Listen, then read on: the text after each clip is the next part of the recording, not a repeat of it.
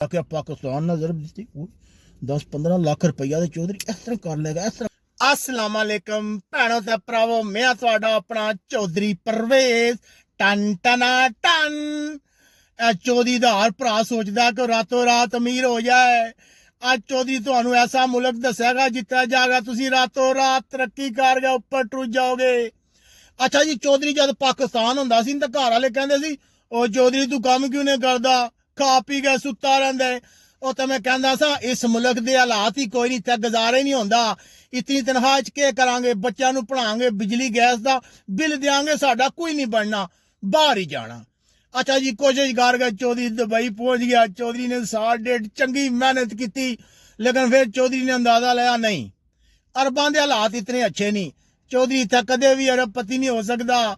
ਚੌਧਰੀ ਨੂੰ ਕਿਸੇ ਹੋਰ ਮੁਲਕ ਜਾਣਾ ਚਾਹੀਦਾ। ਕਿਸੇ ਮੈਨੂੰ ਮਸ਼ਵਰਾ ਦਿੱਤਾ ਚੌਧਰੀ ਯੂਰਪ ਟੁਰ ਜਾ, ਯੂਨਾਨ ਟੁਰ ਜਾ, रातों रात अमीर हो जाएगा। चौधरी ने स्कीम लाई, तो पता चौधरी स्कीमर का बड़ा है ना। यूनान पहुंच गया, मेहनत मजदूरी शुरू कर दी। कुछ अरसे बाद हिसाब लिया कि इतना भी हालात जेडे जिस तरह सुने थे उस तरह के कोई नहीं। किसी आख्या चौधरी ये यूरोप नहीं आ, यूरोप अगले ही। मैं क्या केड़ा ओ फ्रांस इटली स्पेन, उत्थे जा, इत्थे रवेगा ना, तेन पक्के पेपर लभणगे ना, पासपोर्ट लभेगा, तेरा कुछ नहीं बन सकता। चौधरी ने स्कीमां लानियां शुरू कीतियां, एजेंट लोड़े। आखिरकार चौधरी किसी तरह टन टन टन टन करदा सीधा स्पेन पहुंच गया।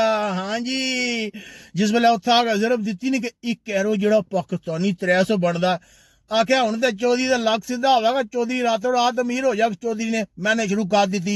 2-3 साल मेहनत कर गए, पेपर ले, फिर क्या नहीं परमानेंट पेपर लभ जाने। कच्चे पेपर नहीं सही होंगे, नहीं चाहिए चौधरी नूं। इन्हां चौधरी ज्यादा अरसा पाकिस्तान जाए तो पेपर कैंसल हो जाना। आखिर अल्लाह किता 5 साल बाद चौधरी स्पेन का कार्ड ला पिया। स्पेन चौधरी हवावां ही चुड्डे। फिर किसी कहा चौधरी तू भी कितना पागल है, और पेपर ही होंगे, असल पासपोर्ट होंदा है। मैं कहा पासपोर्ट का क्या फायदा, वो पासपोर्ट लभेगा तो जर्मनी इंग्लैंड के दूए मुल्क नहीं जेडे, तू उत्थे टुर जाएगा, उत्थे बड़े बेनीफिट ने, बड़ा सिस्टम है, बड़ा चक्कर है। आखिरकार चौधरी ने जिंदगी दे ना 15 साल स्पेन में यही सोचा कि जाया ही कर देते हैं। कोशिश कर गए, इम्तिहान दे गए। आखिरकार किसी ना किसी तरह ना चौधरी ने नैशनैलिटी हासिल कर ली। नैशनैलिटी हासिल करने तो बाद चौधरी ने आखिया हुण किधर जा। चौधरी सामने बड़े ऑप्शन सन, जर्मनी टुर जा, बेल्जियम टुर जा, हालैंड टुर जा। तुहानूं पता यूरोपी शहरी जेहड़े ने 32 मुल्कां च काम कर सकते हैं। आखिरकार चौधरी जुगाड़ लांदा ना आयरलैंड पहुंचे। लै बई चौधरी ने आख्या जेड़ा तू सोचा ही नहीं जिंदगी पूरी च, आज तेरा जिंदगी का मिशन पूरा हो गया। चौधरी हुण तेनू अमीर होने तू कोई नहीं रोक सकता। सीधा मैं आया, अगे मैं देखिया कि मेरे को पासपोर्ट है, तो ये जेडे आयरलैंड वाले ना मैंने वेलकम नहीं किया। मैं क्या ओए चौधरी को पासपोर्ट है, जिस दफ्तर जाना है जा चौधरी, इतना तेरे जे कई चौधरी फिरदे ने पे, पासपोर्ट नू के करना है, तू दस तेरे को हुनर शुनर है। मैं हुनर ते कोई ना आख्या मजदूरी कर। चौधरी ने मजदूरी की बाबा जी, इतना आखो जी बड़ी तनख्वाह जी 2500-3000 यूरो। मैं क्या पाकिस्तान ने जरब दी 10-15 लाख रुपया चौधरी इस तरह कर लेगा, इस तरह कर लेगा। सारा कुछ कर लिया, ठीक है जी, मकान ले लिया, सारा कुछ किया।